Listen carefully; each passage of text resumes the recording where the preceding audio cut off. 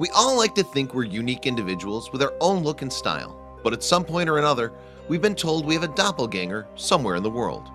It's these bizarre occurrences that make us question whether we're as unique as we'd like to believe.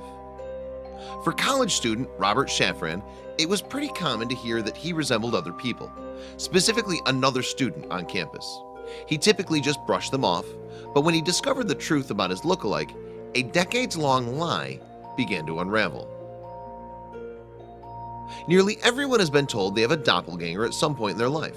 Whether you closely resemble a celebrity or even the local barista, it can be a tad bizarre to think someone else looks exactly like you. Of course, some people experience it more than others. When you have a fairly common look, if you exhibit dominant genes like brown hair for instance, it can be easy for others to confuse you with somebody else. That's how it was for one college student named Robert Shafran. When Robert's roommate, Michael Domitz, told him he looked exactly like another student at Sullivan County Community College in upstate New York, it didn't seem particularly noteworthy. But soon enough, he'd learned that there was more to this look-alike than he thought. Michael told Robert that he was the spitting image of his previous roommate, Eddie. Initially, Robert didn't think much of the information. After all, there are tons of people who look similar, right? Soon, Robert learned that Michael wasn't the only one that felt that way. In fact, every day people would come up and call him Eddie. The plot thickened when Robert discovered he and his alleged doppelganger even shared the same birthday. And the similarities only continue from there. They had the same hair, the same expressions, the same laugh, and they were both adopted. Perhaps weirdest of all, they had the same birthmark and the same IQ score, 148. Given the mounting similarities, Robert and Eddie decided to meet up and see about getting some answers. Were they related? How could that be when they never knew about each other? To find out, they had a DNA test performed. Soon the doctors confirmed the suspicions. Not only were they related, but they were identical twins. It wasn't long before TV shows and newspaper came calling, but their already bizarre story was about to take an even stranger turn. Another college student named David was watching the news when he saw the story of the identical twins. After noticing the uncanny similarities between his looks and the other teens, and the fact that he too was adopted, he contacted the family to see if he was possibly related to them as well. Another DNA test revealed that David was not only related to Robert and Eddie, but he was their identical triplet.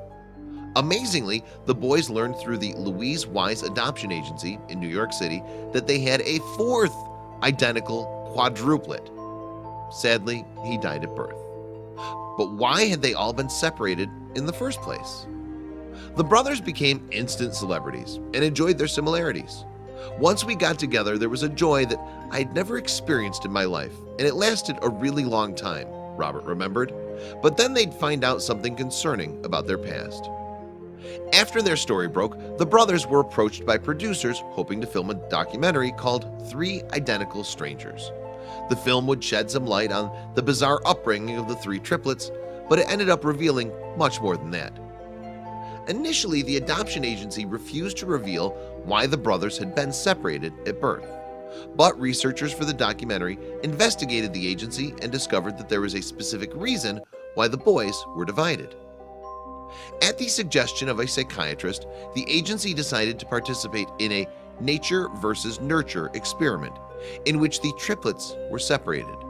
The study would demonstrate how the boys reacted when they wouldn't have to compete for attention from their parents.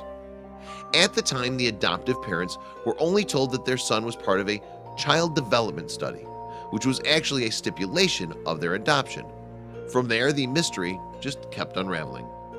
Soon the families learned that Dr. Peter Neubauer, who ran the Child Development Center in Manhattan, had directed the secret, albeit legal, study which was funded by America's National Institutes of Health.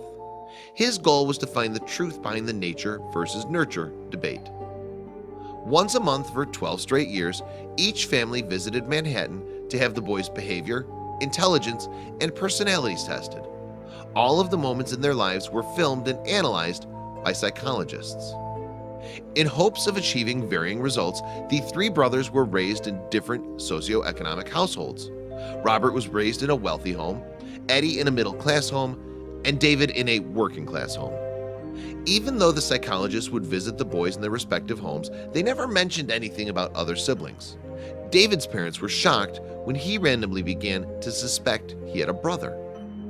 While it's important to study how people are affected by their genes and environment, tests like this one beg the question, how far is too far? And to what length will people go to answer the age-old debate? The case of the brothers, minus Eddie, who committed suicide at 33, would certainly draw more attention with the documentary's release. It's unfortunate that those boys were divided for the sake of a social experiment. It might have been legal and the researchers might have learned a great deal, but that doesn't make what they did any less horrible.